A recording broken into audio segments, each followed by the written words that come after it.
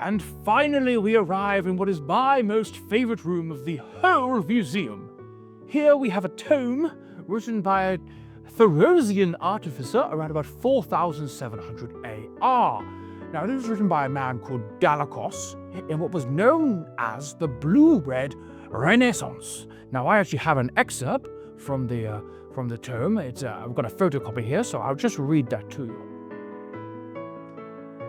As lightning hurts, it also heals.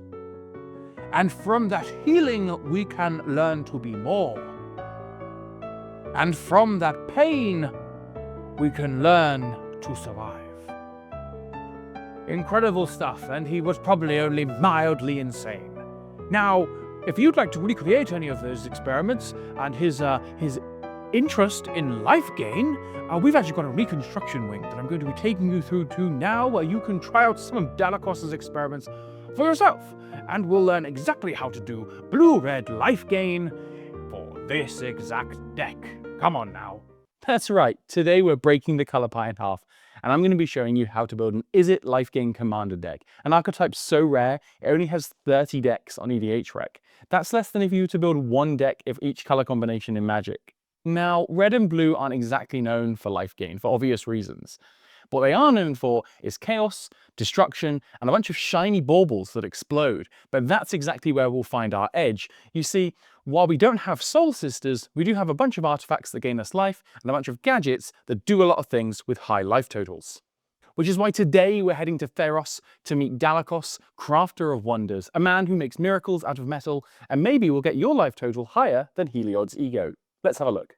Dacos, Crafter of Wonders is a 2/4 Merfolk Artificer for 3 mana, with 2 very handy tricks up his sleeve. He can tap for 2 colorless mana, but only for artifacts and their abilities, and he gives any creature equipped flying and haste. It's pretty obvious what Wizards wanted us to do with Dacos, a standard equipment matters commander that turns your entire board into an airborne armory. But why hit hard when we can hit harder? Take something as common as Basilisk Collar. It'll turn them into a life-linking terror. And thanks to Dacos, the cost to wear it is 2 mana cheaper, and the lucky wielder soars into battle immediately. And we're not stopping there. Loxodon Warhammer, Resurrection Orb, Shadow Spear, Sword of War and Peace, and Sword of Light and Shadow all bring a bit of life gain to keep us comfortably above 40, while our opponents scramble to catch up. And some of these equipment also come without the need to equip at all. Batterbone, Batterskull, and Dissection tools all give you a body alongside the artifact, and all 3 give lifelink as well. Prefer to keep your hands clean and the battlefield cluttered with classic artifacts instead? Ivory Tower, Fountain of Renewal, and Sun Droplet are perfect early plays that start taking your life total upward before Dacos even clocks in for the day. Even something as humble as Adventurer's Inn tops you up for 2 when it enters. And Paradise Plume quietly rewards you for doing what every commander player does anyway, leaning across the table to check everyone's colors. Okay, great, we can gain life, but in a format where commander damage exists, a big life total is only useful if you can do something with it. That's where our payoffs come in. Aetherflux Reservoir is a classic, so no surprises there. But the real fun comes from some unexpected tech. Both Excalibur II and Aether and Priwen from Final Fantasy scale beautifully with high life totals, and sync perfectly with Dacos' equipment theme.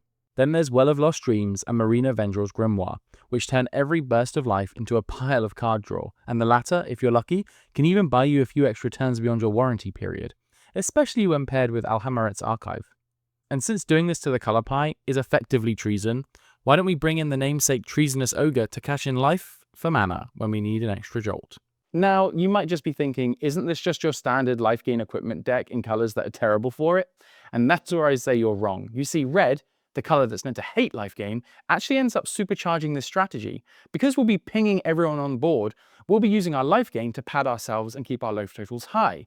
Now, sure, we might take a few hits ourselves along the way, but we can consider our life gain package just aloe vera for the burn. Taking advantage of cards such as Barbed Wire, Copper Tablet, and Roiling Vortex, we can start to tick down our opponent's life totals each turn. Pairing that with an Ankh of Mishra and a Razorkin Needlehead, we'll also be punishing players for simply doing standard game actions. The real all-star here, though, is Descent into Avernus, which will definitely speed up the game and make sure that you can get a second one in for the night, but will also affect our opponents a lot worse than us, as we've got a perfect life gain package to keep us healthy. For a sneakier way to get in some global damage, as long as you've got a heavy hitter, arc bond will spread that damage around, bringing everyone's life totals low and wiping the board should you need it. Prefer not to take out the whole board? Warmonger, Earthquake, and Fault Line all let you do something similar, but as Dacos gives flying to an equipped creature, you'll skirt the worst of the damage. Of course, once people realize what you're doing, they're likely to turn on you, but I've got you covered there too. The triple threat of Propaganda, Cruel Space, and Silent Arbiter all mean that minimal damage is coming your way. And while it's not in my list, if your local meta is extra creature heavy, why not add in Smoke too? It's a great way to lock down your opponents, and with your heavily equipped creature, you'll be able to block anything that comes your way. And with all this, you're certain to steal victory from your opponents, hopefully without your life total going into single digits. But if you want to ensure that it's in the bag, then I've got a few final pieces for you to check out. Aki Battle Squad will easily give you an additional combat phase, giving you a second chance for a big hit and a bigger supplement to your life total.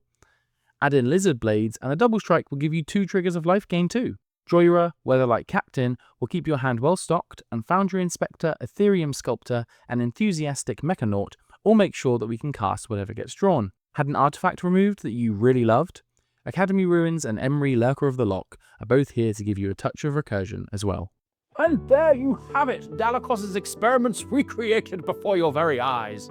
Now, if you got any ideas for any experiments you'd like to see recreated, do leave a comment down below. If you enjoyed your tour around the museum, hit like. And if you want to see even more, then subscribe. In the meantime, please don't touch any of the relics on your way out, and I will see you next time. Goodbye.